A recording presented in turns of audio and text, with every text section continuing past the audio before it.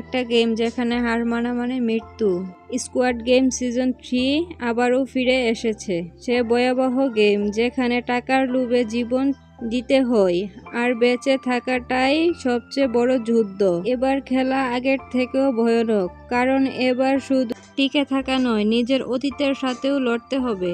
গল্প শুরু হয় একটি অজানা বার্তা, তুমি যদি ঋণগ্রস্ত হও, জীবনে অর্থহীন মনে হয়, তাহলে এই খেলা তোমার জন্য। 356 জন প্রতিযোগীকে আনা হয় একটি গোপন দ্বীপে। প্রত্যেকের পিছনে কারুর গল্প, ঋণের বোঝা আর শেষ আশার নামই স্কোয়াড গেম সিজন 3। প্লেয়ার 246কে মারতে গেলে সে বলে তার অসুস্থ একজন মেয়ে আছে, তাকে যাতে না মারে। তখন নোয়েল তার কোমরের কাছটাতে গুলি মারে যাতে সে না মারা যায়, আর তাকে বলে মরার অভিনয় করে পড়ে থাকতে, আর তার কানের সামনে চিপ স্ক্যান করে মৃত প্রমাণিত করা হয়। ব্যাপারটা আবার আরেকজন পিনগার্ড দেখে ফেলে, যে কিনা এভাবে আহত করার পর মৃত ঘোষণা করে, আর সে তাদের অর্গান গোপনে বিক্রি করে। সে এসে নোয়েলকে জিজ্ঞাসা করে, তুমি তাকে কেন মারলে না? তখন সেও নোয়েলকে বলে সেও মানব পাচারে, অর্গান পাচারে যোগ দিতে চায়, এজন্যই সে তাকে মারেনি। কথা শুনে সে পিনগার্ডটাও বিশ্বাস করে নেই। শিফট সিন হয় পরের দিশে। আমরা দেখতে পাই পিনগার্ডরা একটা কফিন রেখে যায় হলরুমে। তখন হিউনজু, প্লেয়ার 120, কফিনের ঢাকনা খুলে দেখে প্লেয়ার 456। সে পরীক্ষা করে দেখে যে সে বেঁচে আছে। এরপর দেখা যায় ফ্রন্টম্যানের ভাই জুনহো সেখানে স্কোয়াড গেমের আইল্যান্ড খুঁজে বেড়াচ্ছে, যাতে সে এই গেম বন্ধ করতে পারে। তার ড্রোনম্যান সকাল থেকে নিখোঁজ, যাকে বিশ্বাসঘাতক ক্যাপ্টেন পার্ক গত রাতেই মেরে পানিতে ফেলে দিয়েছে। তখন সবাই ভেবে নেয় যে ড্রোনখোর পানিতে পড়ে মারা গিয়েছে। তখন ড্রোনখোর সিদ্ধান্ত নেয় যে কাছের কোনো আইল্যান্ডে গিয়ে একজন ড্রোনখোর আনতে হবে। এরপর গিবানের জ্ঞান ফেরার পর দেখা যায় সে মানসিকভাবে অনেকটা ভেঙে পড়েছে। সে অন্যান্য প্লেয়ারদের কাছে জানতে পারে যে ডেহো, অর্থাৎ 488 নাম্বার প্লেয়ার, যাকে অস্ত্রের জন্য পাঠিয়েছিল পিনগার্ডদের সাথে যুদ্ধের সময়, তখন সে অস্ত্র পেয়েছিল ঠিকই, কিন্তু সে ভয় পেয়ে পিনগারকারী সাহায্য করতে আসেনি। এদিকে তারা সবাই হল রুমে চলে আসে আর মৃত ব্যক্তিদের প্রাইজ মানি অ্যাড করতে থাকে। কিহনকে বাঁচিয়ে রাখার জন্য সে পিনগার্ডদের উপর অনেক রেগে যায় আর বলে, শুট মি, আমাকে কেন মারলে না, আমাকে কেন বাঁচিয়ে রাখলে?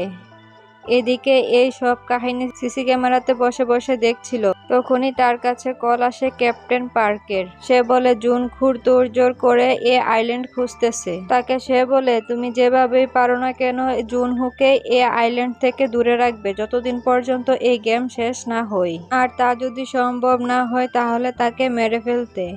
আর তখনই দেখা যায় হলরুমে সবাই এসে গেম চলবে নাকি শেষ হয়ে যাবে। এদিকে ফ্রন্টম্যানরা মৃতদেহগুলো সৎকার করতে, এদিকে প্রিন্টম্যানরা যারা কিনা অর্গান পাচার করে, তারা অর্গান পাচার করে রুমে নিয়ে আসে। প্লেয়ার 11কে নিয়ে এসে তাদের রুমে যায়।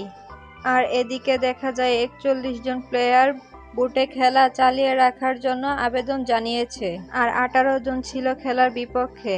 গিহনকে আটকে রাখায় সে খেলায় ভোট দিতে পারেনি। যেসব প্লেয়ার খেলা চালিয়ে রাখার জন্য ভোট দিয়েছিল তারা তাকে ব্যঙ্গ করতে থাকে।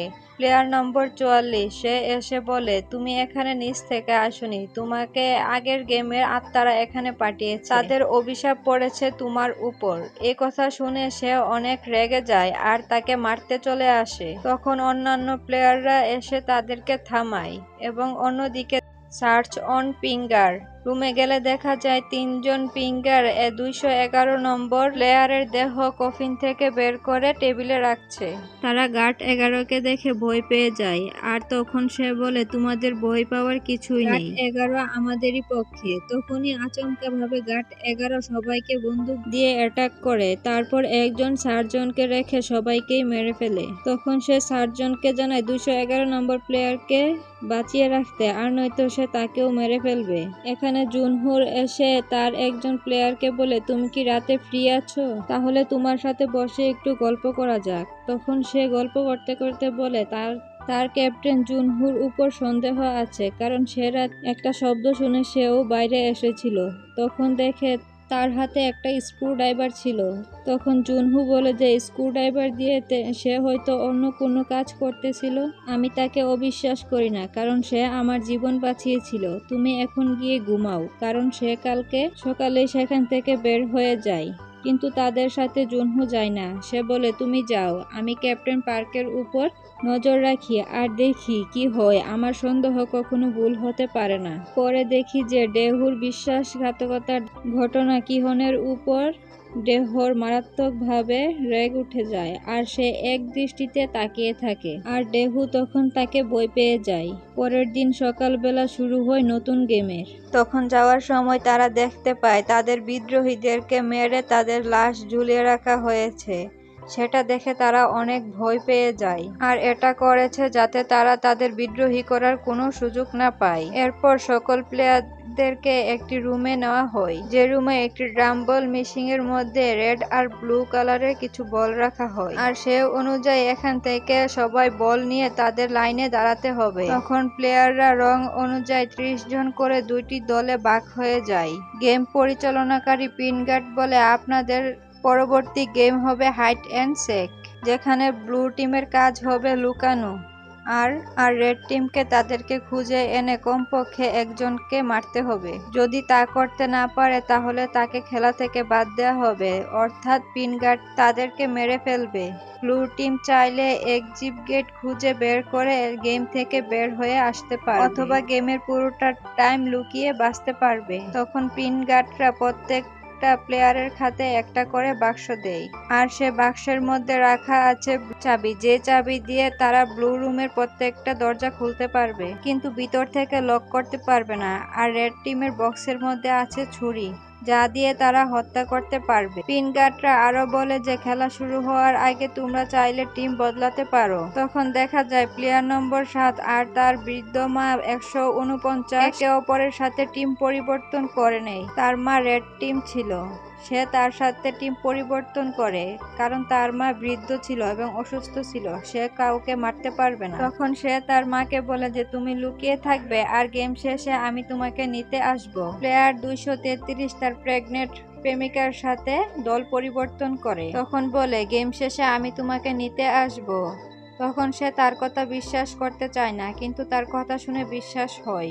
এরপর গেম শুরু হয়ে যায়। ব্লু টিমকে একটি গেম রুমে নিয়ে আসা হয় এবং তাদেরকে সবাইকে লুকিয়ে থাকতে বলে। তখন সে বৃদ্ধ মা আর প্রেগনেন্ট মহিলা আর সাথে গিহুঞ্জু গিয়ে একসাথে পালিয়ে যায় আর লুকানোর সময় দেওয়া হয় মাত্র 2 মিনিট। খেলাতে কি হতে পারে সেই রকম একটা টান উত্তেজনার মধ্যে দিয়ে শেষ হয়ে যায় 1 নাম্বার পর্বটি। পরবর্তী এপিসোডগুলো দেখতে আমার চ্যানেলে আপনারা চোখ রাখুন এবং আমার এই এক্সপ্লেনটি কেমন হয়েছে আপনারা কমেন্টে জানিয়ে যাবেন।